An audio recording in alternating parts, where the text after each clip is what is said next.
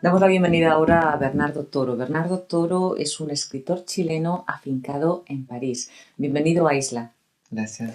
Bernardo, tú te fuiste a París cuando tenías 17 años sin hablar francés y las dos novelas que has publicado están en francés.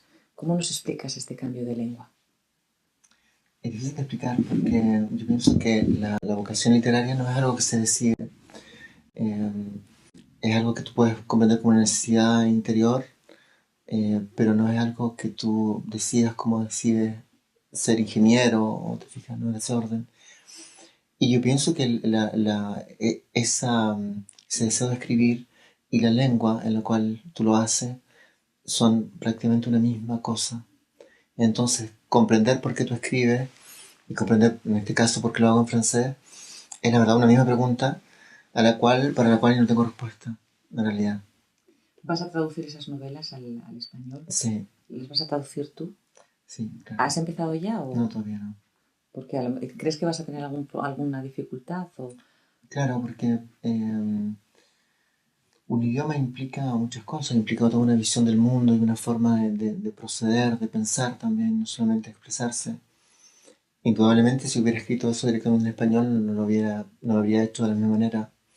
Entonces, en algún momento, cuando traduzca, llegaré a la conclusión de que, tendré quizás el deseo de poder no traducir, sino que reescribir parte de la novela, que es un poco un riesgo inevitable. pero saldrá bien?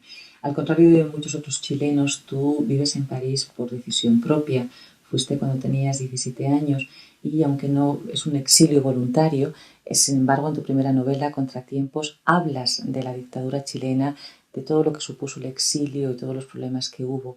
Eh, Estás reintentando recuperar algo perdido, dices que es un homenaje a tu padre que ayudó, pero cómo se ve todo cuando tú no lo has vivido. Se puede contar bien desde los recuerdos de otros.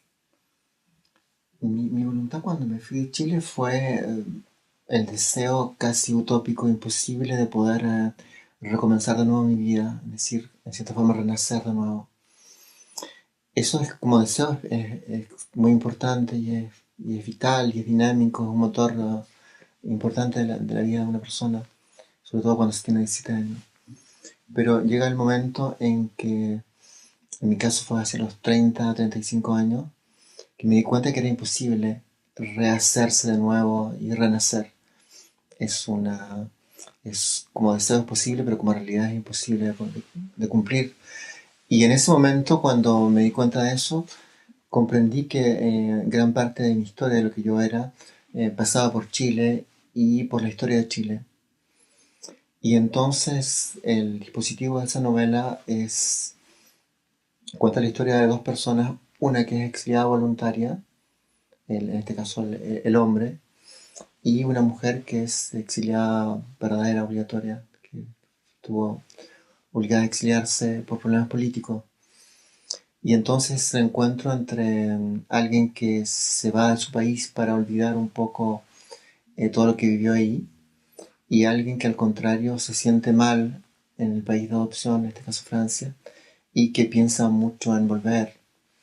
Entonces es prácticamente una situación opuesta y la idea es que la relación sentimental que se desarrolla entre las dos personas va a hacer que cambien de punto de vista y sobre todo él eh, se acerque un poco más a aquello de lo cual él está viendo, es decir, en su país y en su historia. La segunda novela, De hijo a hijo, hablas de las relaciones conflictivas entre padres e hijos. ¿Hay algo de autobiográfico en esa novela? Yo pienso que no, pero lo que sí es cierto es que también es una novela que pone en escena la voluntad de poder recomenzar una nueva vida. Se trata de un hombre que tuvo una infancia difícil y que piensa que una vez que tenga un hijo y que funda una familia, un hogar, esa infancia va a quedar definitivamente enterrada y va a comenzar una vida de nuevo con cimientos, bajo cimientos más sólidos, sobre cimientos más sólidos. Tú como director de una publicación, imagino que es tremendamente difícil elegir los textos que publicas. ¿Los lees tú? ¿Los lees más? ¿A qué criterios utilizas para publicar?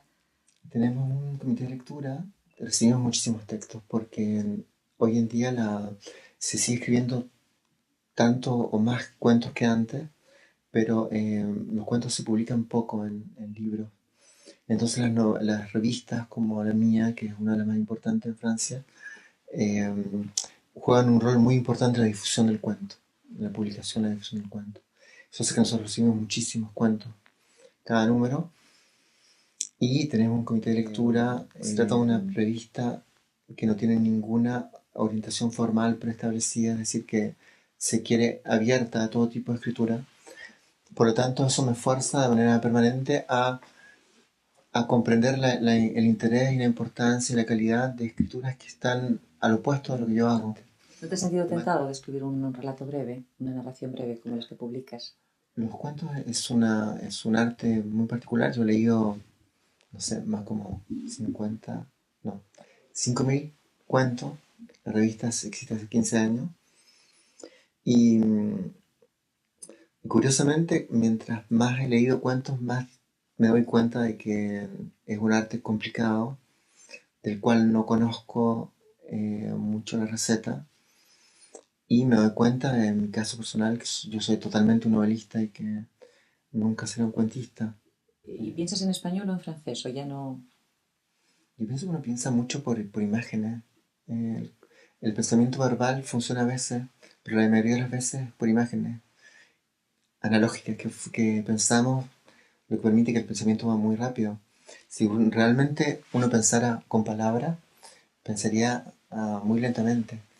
Si uno piensa tan rápido como lo hace es porque son bloques de sentido como imágenes analógicas, ¿te fijas? Yo creo mucho en eso. Antes estábamos hablando del exilio y París fue una de las ciudades donde muchos chilenos se exiliaron. Todavía hay una comunidad de chilenos grande en París que nunca volvieron a Chile. Os reunís, se reúnen, eh, escriben. Cada vez menos, porque la gente que se ha ido quedando en París es gente que está muy asimilada a la cultura francesa. Entonces el fenómeno de comunidad, de colonia ha desaparecido por completo. Efectivamente ocurrió algo en Francia extraordinario, que ha ocurrido pocas veces en el mundo y quizás ocurrió en España, en Francia con los republicanos españoles, o quizás también en los años 30 con los rusos blancos exiliados en París o en Berlín o en Praga. Es decir, una extraordinaria productividad eh, cultural, intelectual y literaria entre los años 73 y 90. Los chilenos publicaron en Francia, solamente en Francia, 1.700 libros. Eso es una barbaridad. Claro, es decir, fue una comunidad que luchó políticamente, porque pienso que la lucha era sobre todo política, pero usando como arma no el fusil, sino que los libros. Y es una cosa interesante de rescatar.